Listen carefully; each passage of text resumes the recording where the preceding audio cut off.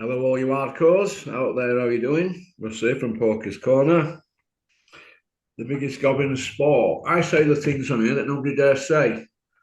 For those of you who are interested in human nutrients, our sponsor, click the link that I've pinned to the comment section and have a look at that. It's a pretty cool website. I'm just waiting for Richard to honour us with his presence. Women love him, men want to play golf with him. So where's Richard? I don't know. Well, we're going to be covering the Daniel Dubois stuff this morning. Pretty brutal stuff, isn't it, really? Already, I'm hearing that Don Charles is down the road. Russ. Not going to be hard to work out. How are you doing, Richard? I'm all right, mate. You okay? Yeah, I'm looking at a blank screen. Well, camera's activated, so just check your in. I'll start video again. Is that any better? No, it's just blank, kid. It don't matter, I can hear you anyway, so. How are you? Yeah, I'm pretty good, mate. How are you? What do you think to boxing then? Daniel Dubois, John Coffey against Usyk, the maestro.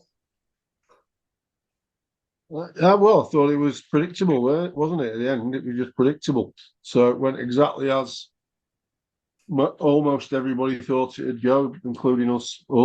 No massive surprises.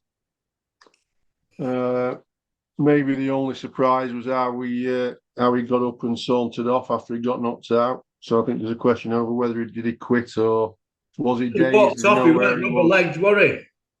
No, he walked off, mate. It was I actually didn't really when I saw it when I watched it live.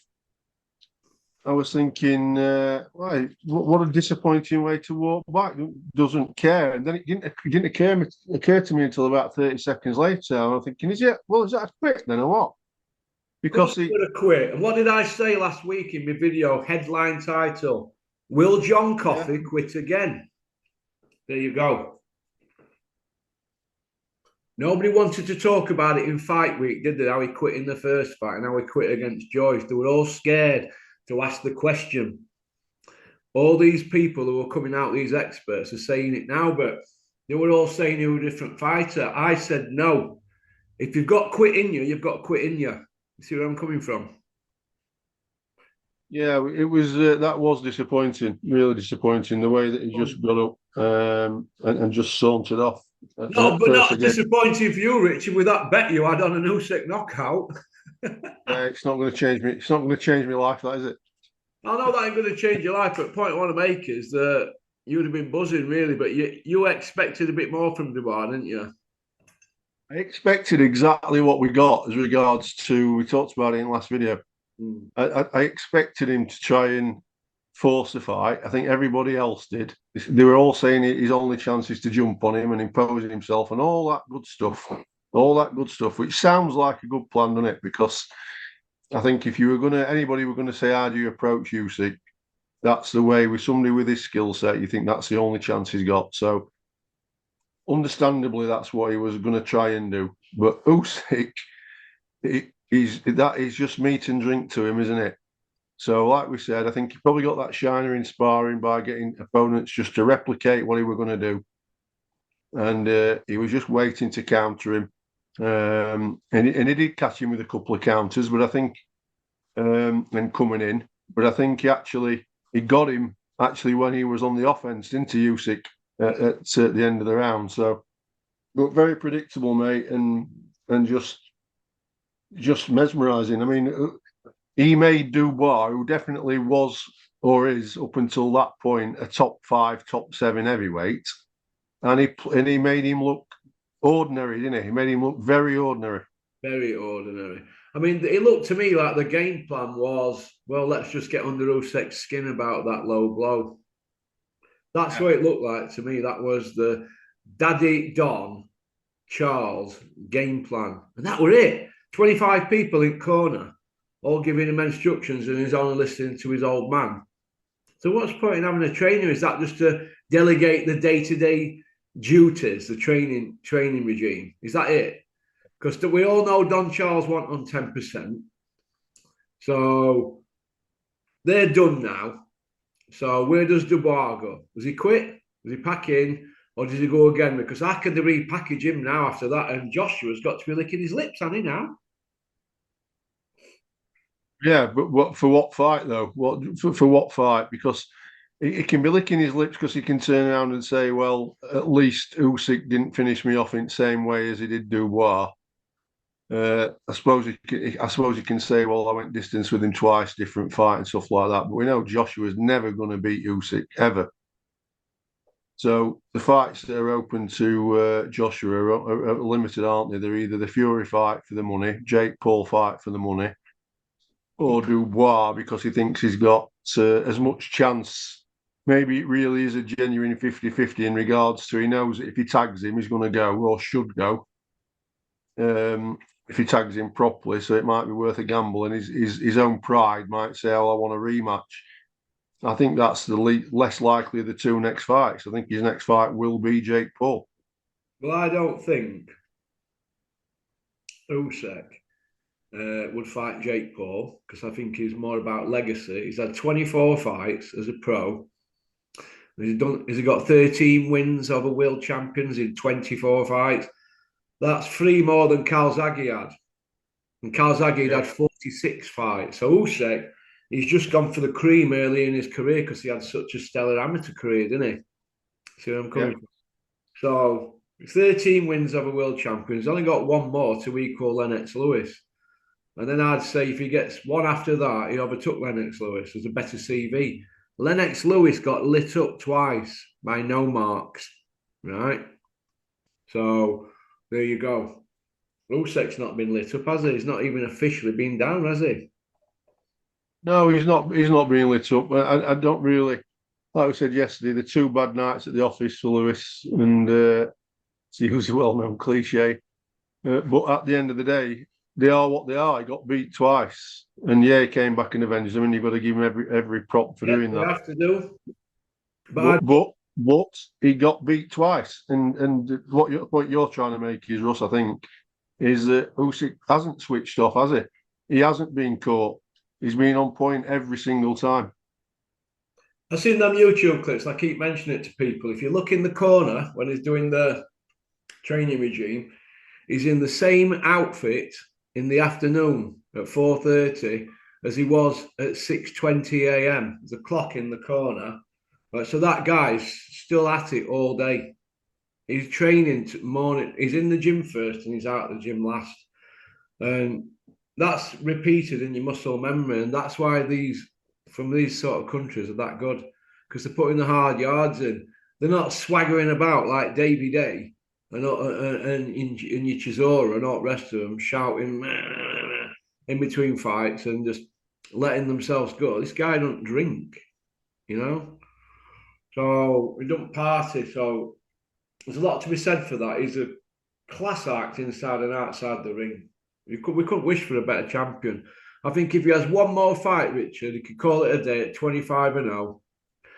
Beat another world champion, get it on his CV, can equal Lennox then for champion wins over champions, and then he's in that category, isn't he? Then he's in that top five, you know? Yeah, he already is for me. I think that, like you say, he's. But who does he fight when you say fight another world champion? Parker, if he beats him, he'll stand Parker on his head. He's too big and fat to mess with him. The stinking edge, he'd touch him up all night. It'd be a bloodbath. So he'll do. I think he beats him. Yeah, I think you're right. No doubt about it. You know, go on about no to Andy Lee. That don't mean crap. Well, it not in regards to can he beat Usyk? No, as Andy Lee brought Parker on and revitalised him. Yes, is he a better fighter than he were 4 or 5 fights ago? Yes, he is, or at least not a better fighter. He's in better nick and he sticks to a game plan. That's what he does now. He's in better nick and he sticks to a game plan. But he's not going to find a way to beat Usyk. That's not going to happen. Way too much. And as you've just seen, and that always admitted, what were they doing? 15-week camps, eh? 15-week camps, 3 week on his own, and then 12-week with that. Who is it? So they do 3 weeks to start, just to get in a bit in a bit of good nick, and then the proper training starts. None of that 6 week and 8 week camp nonsense. 15-week camps, eh? 3.5 months away from his wife and kids. You got to tip your hat to this guy, haven't you? Yeah, you have. But I also think that you shouldn't need, like, getting back to your point, as a professional boxer, you shouldn't need a 15-week camp. You should be in pretty good nick all the time, and 15-week camps, you've got the possibility of being overtrained. Yeah, well, he don't You believe know, in that. He says there's no such thing as overtraining, Usyk. He says you just get fitter. It's like marathon runners. There's them marathon runners. Then there's that John from Welcome Estates. He does 30, 40 milers. They're serious runners. And I says, well, can't you? Is there such a thing as overtraining? And he said, no, you just keep going, don't you? So I don't yeah, know. It depends on it. Everybody's different, aren't they? But when you're doing 5 mile swims and that, it just puts our lot that of strain, doesn't it? yeah, that's a mentality though. That's just their view of the refusing to believe that they're not feeling fatigued. Yeah, they'll The know when they're science, fatigued, won't they? Because they'll have yeah, experts. So listen, rein the, it the, in. sci- the, the science behind it will tell a different story. Yeah. They try and what they try and do now is they try and get them to peak at a certain time, and whether it's overtraining, whether it's going stale, whether it's having too many wars in the lead up to it in sparring, whatever you want to, whether it's picking up injuries and getting niggles, it's getting that peak right. And I think if you're in pretty good nick all the time, you shouldn't need a 15-week camp. Well, 3.5 months, a long time in it to train, isn't it? I Yeah, mean, it is. Dave Allen's been out there in Usyk's camp, and he was like, wow. I mean, but they all keep going on about Chisora keeps going about how long he trains and this and that, and I've seen other people go on about it. Well, why not our fighters take a leaf out of this guy's book? Well, where we're going wrong here. What's going on here, Richard? Help me Diff, to diff, help you here. Help me out. totally different mentality in regards to once some people, especially in the West, but as soon as they get a bit of success and they get a lot of money by anybody's standards, they get a lot of money when they get to that higher level. They can't help themselves. The temptation is too much. And I always say about myself, I can resist anything apart from temptation. Yeah, because it's difficult when you can do things you weren't able to do as a kid, or you're able to just fulfill your dreams, even though once you fulfilled them, you probably find out it weren't what you expected. I imagine anyway. That's what they go off rails. A lot of people. It's very, very difficult, and it's only the odd few that just can keep themselves disciplined and wait until the career is over, because it's a short career. Yeah. So if they can see past that, and it's not just boxing, is it? Footballers do it all the time. And the ones that get talked about afterwards are the people like we're talking about now, Usyk. It's your Messis, it's your Ronaldos, it's your David Beckhams, who are able to play at a lot higher level because they look after themselves off the pitch, and they don't give in to the temptations like other people do until they've jacked in. Yeah. And that's when they can enjoy it, and that's what they should be doing. Is that why David Beckham's running around with a Stella Artois top on at the moment? He's enjoying himself. Well, I think he enjoys a glass of wine now and the odd beer, but I don't think he were doing that to a large degree when he were playing. And he played until he was 37, 38 at a very high level. Ronaldo's still playing now at a decent level, and he's just turned 40. Yeah. It's the different animals, and it's the difference between 2 and 3%. It makes a huge difference, and some people have got it. There are people in this country that have done it. I'm just trying to struggle to name. I think Steve Collins probably was that sort of person where he could train hard throughout his career. I think he enjoyed the Guinness with his brother every now and again, but he didn't go mad. Yeah. I don't think Calzaghe went mad until after his career. I think that's when he went mad, and that's up to him. Then he's finished. Yeah. You know, So there's not many. Nazim, he liked to go out and party, but I don't think he were doing any naughty stuff. He just liked to be out, didn't Just like to be out dancing and eating loads of fast food. he? Yeah, that's right. But he weren't. I don't think he were boozing, were he? He were boozing, driving his fast cars around. I can remember when he had that old Jeep Vitara soft top. I don't know if you can remember that. I remember He were that buzzing about in that. when he first turned pro. Yeah, when he first turned pro. Looking the Go time. back a bit, don't we, mate? We go back a bit. I remember when he had a Porsche and he used to boot it up and down Meadow Hall. So, I was talking to one of Dennis's mates. I'll talk about it off camera later on. I was talking to one of Dennis's mates last week. I don't think you know him, but I'll have a chat with you about it after. Dennis, if you're watching, and I know you are, Max, your little lapdog, get that money right and get it sent to RSPCA, and then we'll get it on, Dennis. You mind sending me stupid videos? You're doing that. I mean, shit, Dennis. Get your cardio done. Okay, where does Daddy Don Charles go now? I mean, he's done. He's obviously done there now, and there'll be letters getting fired about his slice of the cake and all that, which isn't very much, by the way. Where does he go now? Is he a damaged? What's a busted? No, he is what he is. He weren't. He didn't transform himself into a super trainer No, before he went with Daniel, and he's not become any worse. The day after or the second after Dubois lost, he is what he is. He's a knowledgeable, regular trainer. You know what I motivated. mean? More of a motivator. Yeah, that's a good point. He's a motivator. Um, he can keep people on track, and I would imagine that's predominantly what he brought him in to do. You know what I mean? Try and change his mindset. He did build his confidence. They matched him quite well on his. I think in hindsight, it sent like maybe a tiny bit of a gamble to a lot of people when he fought Joshua, but they threw him in there and it reaped rewards. So his confidence building worked. But he's not changed. He's not changed his style, has he? He's not made him into a different boxer. No, no. So where I think he goes is, I think he just goes back into relative obscurity. He goes back into just being a trainer that's relatively well known and is as knowledgeable as most other well-known trainers. I mean, who are the standout trainers in Britain now? You've not got too many, have you?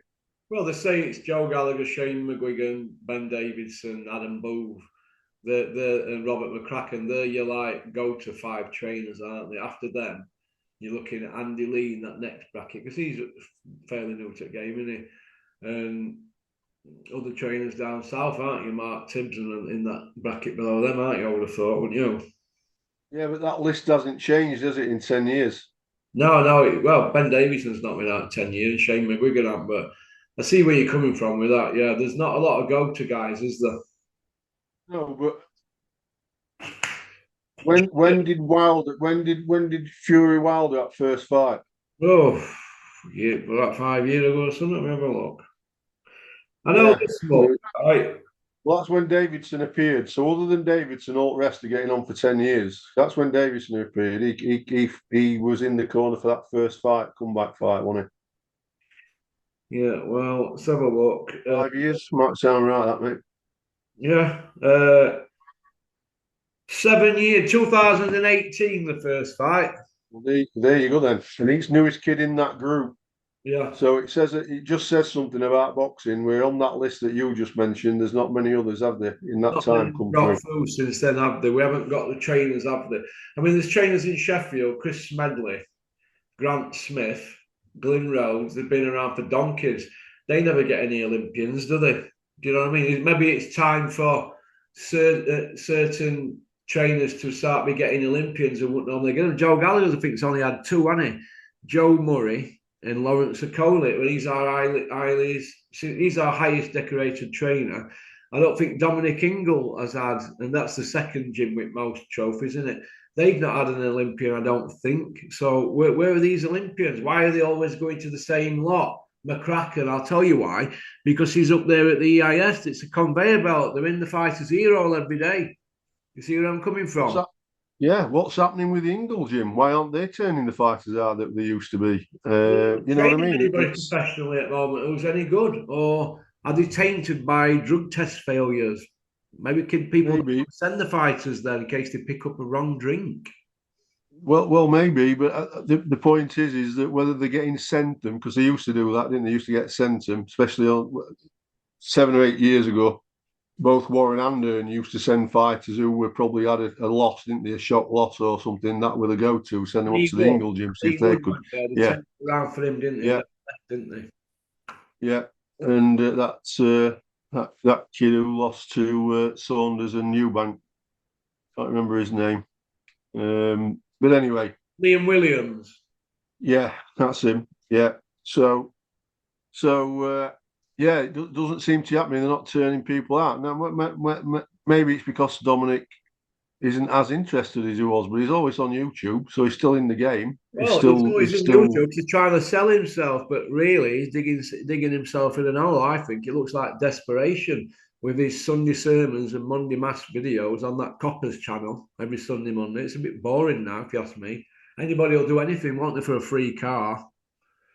But like I say, it's the trainers don't seem to be coming through, do they? They don't. They're not, mate. They're not. And Terry Chappendama's right in Terry's Take, a fantastic episode that's just gone out this morning. If you go and have a look, I think it ran 1,200 views after 2 hours. Terry nailed it. Our trainers are not teaching these fighters what they should be doing. Is there a trainer in the UK that can teach inside fighting? You know, like a Salvador Sanchez, James Toney. There's none of that, is there? There's none of that going. It's a straight 1-2 and then left up job, isn't it? Yeah, I think. Well, the question is, I don't know. I mean, I don't know any. Maybe other than Fury, Tyson Fury. Who have you seen? What British fighters have you actually seen in the last few years that can inside fight? Because Tyson can. Right, he then. knows how to handle Would you himself say on inside. Tyson's all right defensively? I think he's all right defensively, and I think he's all right. He knows all the tricks on the inside, and he's demonstrated plenty of them. Look at Cunningham. Look at White. Yeah, You know yeah. what I mean? Look at Wilder. Who would you say a better defensive guy? Fury, Tyson Fury, or Carl Froch? Fury. But Fury's been down 8 times, and Carl Froch has been down twice. Yeah, and Fury's been hit by heavyweights, and Carl Froch has been hit by middleweights and super middleweights. Yeah, I see where you're coming from. I see where you're coming from on that. But we're talking defense. They've had about similar fights. If Fury keeps getting put to canvas and keeps taking count, his defensive game is not as good as what they're telling us, is it? Really, that's how I look at it. No, I get that. I'm just thinking that we're talking about two elite fighters. Oh So yeah, it's yeah, a yeah. bit- Obviously, yeah. Well, would you say Fury's you elite? know, yeah. What I mean is that of the current, I mean, Tyson's not even current now. He's relevant, but he's not current Yeah, in yeah. regards he's not fighting. He's retired. But other than him, in recent years, who do you see practicing those inside skills and a bit of dirty? We don't see that You know now, what I do mean? we? We don't see any. No, So when he fought Steve Cunningham, but he had no choice. But really, that knockout against Cunningham were a foul because he pushed his head back with elbow blindside at referee, didn't he? Really? brilliant, weren't it? Well, yeah, but it could have been a DQ if the referee had seen it. You're right, mate. You're right. Yeah, you're right. I'm right because I know that they lodged a complaint after and it got dismissed. So Cunningham's team. So I see where they're coming from with that. But Fury had to get dirty to deal with him because we had a fast cruiserweight who were putting it on him and he just put him on floor. So fair play to Tyson Fury for finding a way. But Usyk finds a way and you don't have to cheat.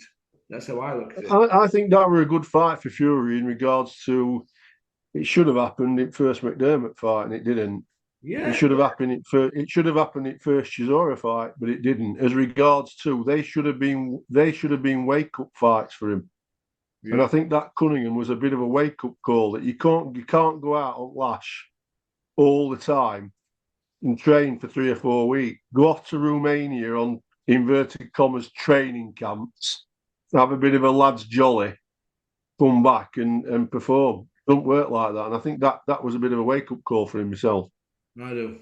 I do, mate. I do. But it is what it is, isn't it? It looks like they're not letting Daniel Dubois face the media. What do you think to that? Well, he's not very good in front of a camera, is he? Yeah, but have we got everybody else to speak for him to paper over the cracks? Well, how can't the media get their hands on this guy and see what's going on here? Do you want to box? Protecting him is emotional. You saw how he reacted. Again, we mentioned this on the other video. Whenever they were doing a 1-to-1, he got very sensitive about a couple of questions about what happened regarding low blow and what happened with this. You could say, I don't want to talk about it. It's all in past. He can't think on his feet, and he's an emotional kid. He's a bit like a toddler in that way. You think he's dummy? I don't think he's going to win any men's surprises, but I just don't think he's going to in front of the camera. It don't mean to say that he can't do a crossword in the sun. He's not going to do any in the Times. Crossword in the sun, I can nail them in an hour.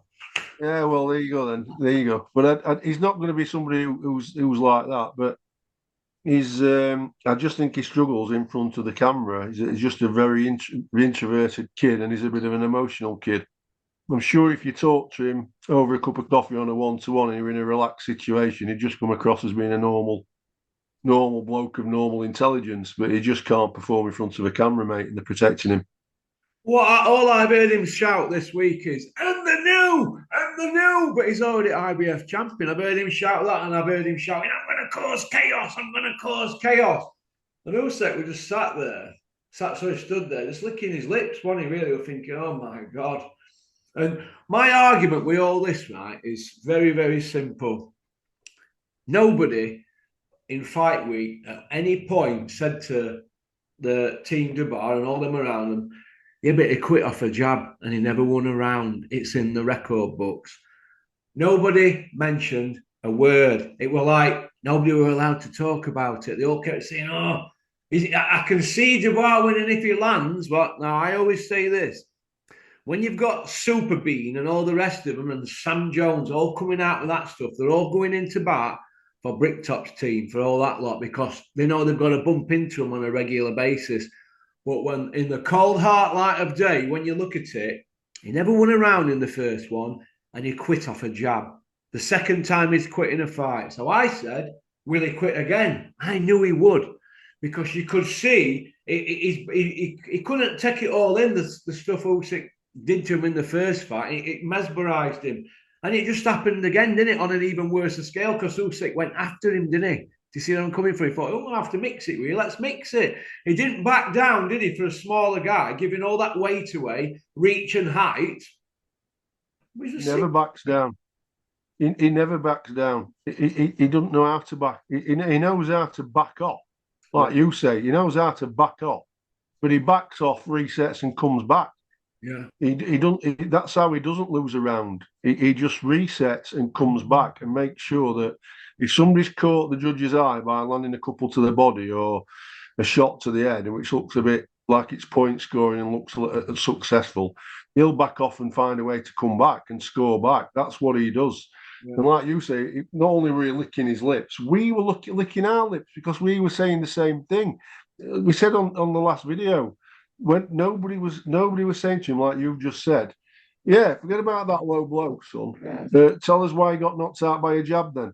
That's what I said on last video. Yeah. Why did he get knocked? Nobody said that to him because, like you said, they won't, because they haven't got an answer. That's why they know. They know before they ask the question, they're embarrassing him. And they don't want to be seen to be embarrassing him, like you say, because it's access. They've got to bump into him. It's just a job and blah, blah, blah. Where if we saw him in pub, if you and I saw somebody in pub and we're just having a chat, you'd be saying, well, what happened to your man then? He got knocked out with a jab. You know what I mean? That's what we would say. But they're never going to ask the question what fans want to ask, are they? They're never going to do that because they don't want to embarrass them. And the difference is if you're not asking the question to embarrass them, you're asking the question to get their opinion. Yeah. To say, right, he got knocked out by a jab last time. What are you going to do different then? That's what we want to know. What are you going to do different? What game plan have you got? You know what I mean? And they just don't get asked. Yeah. Okay, do you want to go on to part 2, mate? Yeah. All right. See you on part 2. In a bit. Liking and subscribing and leaving a comment. Don't forget to click on the link that's pinned to the comment section. Check out my new sponsor, who I'm proudly happy to be working with. All right. Well, even a pig can find a truffle. Well, pop, pop, bang. Thanks for liking and subscribing and leaving a comment. And thank you very much for hitting the subscribe button and showing a bit of respect to the pork. Go on, pop, pop, bang.